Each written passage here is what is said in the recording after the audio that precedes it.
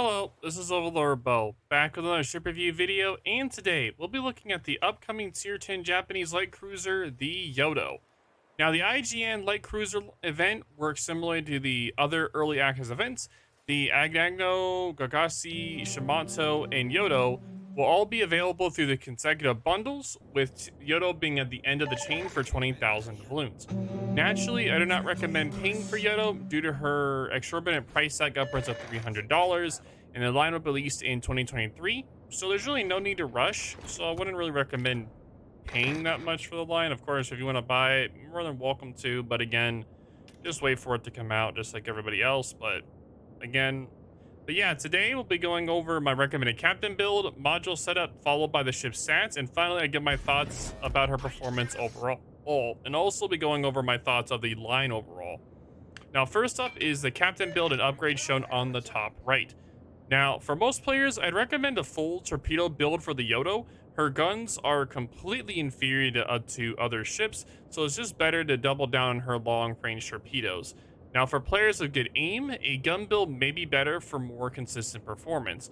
Now, due to her surprisingly good anti-air, DFAA is actually recommended over Hydro, though Hydro remains a good option if you find yourself in close combat. Now, let's talk about the ship's stats, starting with her armor survivability. Now, the armor will be shown on the top right. Now, she has a 25mm bow/stern with a 30mm deck and 110mm belt armor. The ship's HP pool is 55,300. It has a large citadel and a 19% torpedo belt. Now, Yodo somehow has a 10k more HP than her heavy cruiser counterpart, the Zhao. However, she still has mediocre survivability due to her thin armor and vulnerable citadel. It also has poor gunfiring angles, which also makes it difficult to fire a full salvo without exposing her own broadside. Now, staying at long range is advised, as you will be dodging most salvos. Next up is her main guns. Now, for aim armament, she gets 6 triple 150mm/60 guns with 18 guns in total, which is a lot. You do get 18km range with a 12.5 second base reload, with a 6-second 180-degree turn traverse, and all guns but the 6th gun can rotate a full 360 degrees, which is pretty cool. Now, the guns can fire 37 degrees off of the bow and 45 degrees off of the stern, with 2500 HE shell damage, with 30mm HE pen, a 10% fire chance, and a 216k HE DPM, and a 2,850 AP shell damage with a 10mm overmatch with a 45 through 60 degree ricochet angle, and a 246k AP DPM. Now, it does have similar shell ballistics to the Des Moines, and the dispersion will be shown on the top right. Now, Yodo's guns are surprisingly bad for a light cruiser. Although she has an amazing alpha strike, the poor ballistics renders her nearly ineffective past 14 kilometers, and getting close risky for the Yodo's poor firing angles prevents her from safely using all of her guns. She'll lose gunfights against almost every other cruiser, also due to the 12.5 second base reload, which is insanely long. Now, that being said, her guns are still useful for lighting fires after torpedo hits, and if you get close to a DD, otherwise don't expect too much. Now, instead, you want to rely on her torpedoes for damage. Now, for torpedoes, you get 4 quad launcher 610mm torpedoes with 8 torpedoes per side, 16 in total, that do 23,767 damage and 15km range with 60 knot speed and 100-second reload. Now, the IJN light cruiser relies on torpedo spam, and Yodo doubles down in their playstyle. With one torpedo enough to cripple most ships, 16 torpedoes can potentially stop heavy pushes dead in their tracks. Now, the 15km range means Yodo can safely spam them even after taking heavy damage. However, these torpedoes are still easy to dodge, and if Yodo can't land her torpedoes, she becomes useless. Still, you get 16 torpedoes and a fast reload. Throwing enough torpedoes, you're bound to hit something sooner or later. Now, for the anti-air defense, you get 6 inner plus 2 outer for the flat clouds, with a long range DPS being 203 and the anti-air range being 6.9 kilometers. The mid DPS being 224 and the near being 151 DPS. Now, this is one of the first Japanese ships with good anti-air, which is impossible, right? I know, but They finally did it. There's a Japanese ship finally with really good anti-air. Now, Yodo's powerful long-range anti-air and high flat count can wreck CV squads as they drop her. Less experienced players thinking all IJN ships have bad anti-air will be surprised when they see their squads being wiped out. Of course, it may not completely stop attacks, but the CV's hangars reserves will certainly feel the pain if they try to attack her. As for the anti-sub capabilities, with the airstrikes, you get 2 maximum charges. Number of depth charges per attack is 2, with the damage being 4,900, and a reload time being 30 seconds, with a range of 8 kilometers. Now, Yodo receives the same ASW as other tier 10 cruisers, so pretty average, pretty much. Now let's cover her maneuverability now. She has a max speed of 34 knots, a turning radius of 930 meters, a rudder shift of 12.1 seconds. So the Yodo's maneuverability is not great, with some BBs and large cruisers have better turning radiuses. Combined with her poor top speed, Yodo can struggle with dodging attacks or even just moving around obstacles. With that out of the way, let's move on to concealment. The base concealment is 12.4 kilometers, aerial being 8.5, with the best surface detection being 10 kilometers and the best aerial being 6.9 kilometers. Now, thankfully, Yodo's concealment is on par with other light cruisers. Her good surface detection lets her get closer to the enemies to launch torpedoes, and islands are also useful for using guns, though this negates her ability to use torpedoes. Finally, here's the consumables available to Yodo. Now, Yodo gets the standard cruiser damage control party with a 5 seconds immunity period and a 60 seconds reload time. Now, the standard, it does also get a standard DFAA or a standard Hydra, but again, I'd recommend the DFAA only because she has good anti-air, but again, the Hydra is still a good option otherwise. Also depends upon matching for the day. Sometimes you get a lot of days where you have a lot of tier 10 Cs, a lot of tier 8 Cs, but some days you don't have that many CVs, so sometimes it's better to take Hydra and sometimes it's better to take DFA, so there's that as well. Now, for the DFA, you get 4 base charges, 5 with Superintendent, plus 50% continuous damage, plus 300% flak damage, with a 40 seconds active time and an 80 seconds reload time. Now, for the standard Hydra, you get 3 base charges, 4 with Superintendent, 5 kilometer surface detection, 3.5 kilometers for torpedo detection, and 100-second active time and 120 seconds cooldown. Now for the catapult fighter planes, you get 3 base charges, 4 superintendent. I'm sorry, 3 base charges only. Sorry, 4 fighters per squadron, 60 seconds active time, and a 90-second reload time. Now for the standard cruiser repair party, you get heals, which is 14 through 17% of the total HP, with 3 base charges and 4 superintendent with an 80-second reload time. Now it does have a typical cruiser consumable loadout. Note that the spotter plane cannot be mounted. Not a big deal since Yodo can barely hit anything in her max range anyways. Now that this covered the Yodo stats, now let's talk about her overall performance. Now my overall impression is that the skill floor is low. It's easy to use due to her torpedo spam nature, and the skill ceiling is about medium.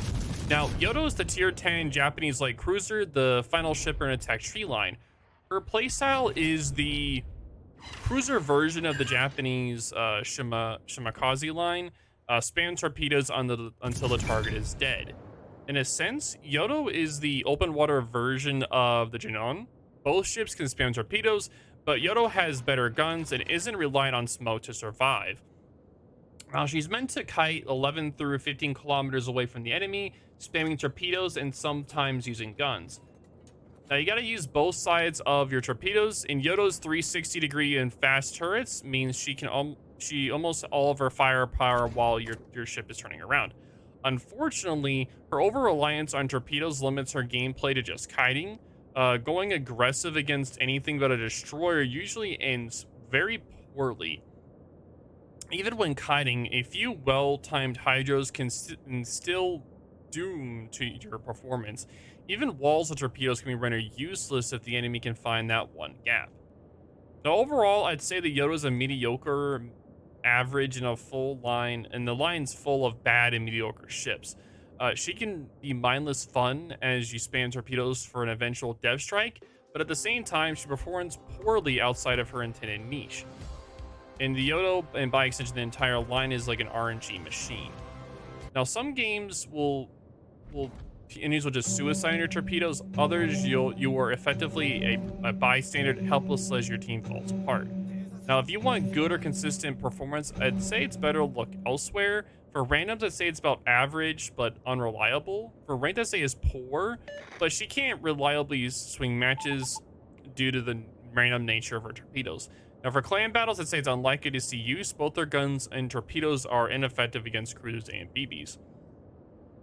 Now, again, with this ship being this line mostly being a torpedo line, if you're really good with torpedoes, you do a lot better with her. But usually with the nature of torpedo lines, usually you're very, very dependent upon the torpedoes.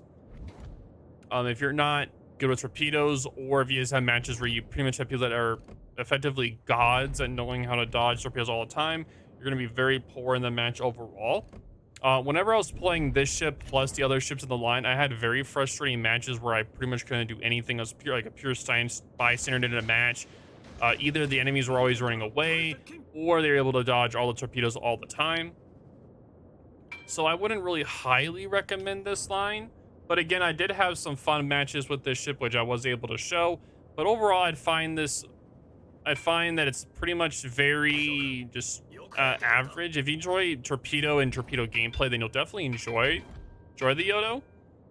But during the whole line, whenever I was playing the whole line, I was having a very hard time playing all of them, and I was very much suffering throughout the whole line. So I may not even do videos on the other tree ships, just because I find most of them very mediocre. Because of this play style that you have to do. But yep, that is going to be it. I'm going to be having 2 replays going, so you guys can watch all of that. But that is going to be it for this video. If you have any questions or concerns, or have any comments down below in the comments, definitely let me know. And I will talk to you all later.